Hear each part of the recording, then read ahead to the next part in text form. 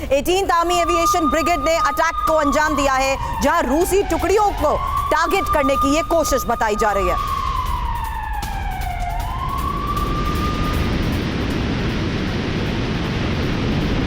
Ukrainian helicopter के action की ये उस वक्त की तस्वीर आपको दिखा रहे हैं जहां टारगेट पर थे रूस के ठिकाने।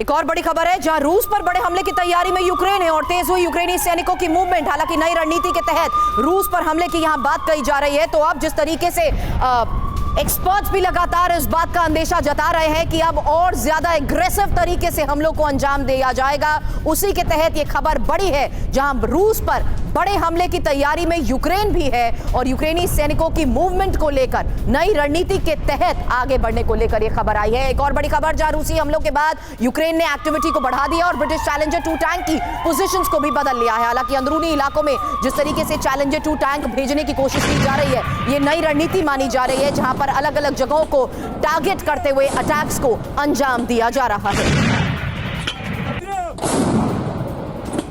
और यूक्रेनी कमांड पोस्ट पर रूस के हमले को लेकर बड़ी खबर आई जहां यूक्रेनी सैन्य ठिकानों पर MLRS से हमला हुआ और रूसी सेना ने ताबड़तोड़ रॉकेट दागे।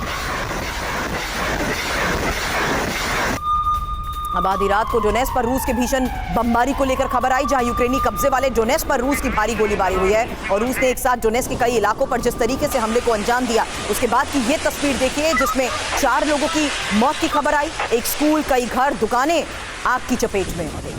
तो अलग अलग मोर्चों पर भीषण जंग हो रही है और रूस यूक्रेन को संभलने का मौका नहीं देना चाहता, लेकिन यूक्रेनी फोर्स भी रूस को नुकसान पहुंचाने में जुटी हुई है। अब यूक्रेनी हेलीकॉप्टर ने अग्रिम मोर्चे पर रूस पर बम वर्षा की तो रूस ने यूक्रेनी ठिकानों पर MLRS से वार किया।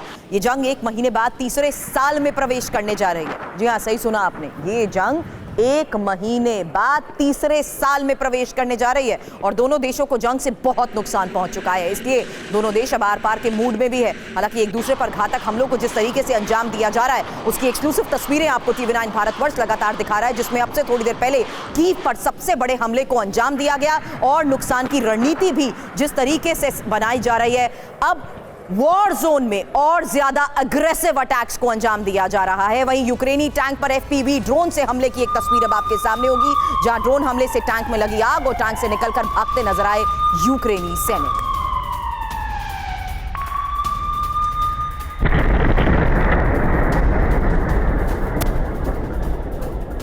जहां रूसी आर्मर्ड व्हीकल्स को निशाना बनाया गया है और अटैक ड्रोन से आर्मर्ड व्हीकल्स पर हमले को दिया गया अंजाम। हालांकि पूरा आर्मर्ड व्हीकल धमाके की भेंट चढ़ गया। यूक्रेन ने मरियोपोल में भी उतारा दाना M2 होवित्जर। चेक गणराज्य से मिले 26 दाना M2 होवित्जर को लेकर यह बड़ी खबर है जहां रूसी अग्रिम मोर्चे पर दाना M2 से फायरिंग की जा रही है और उसी की तस्वीर आपके सामने।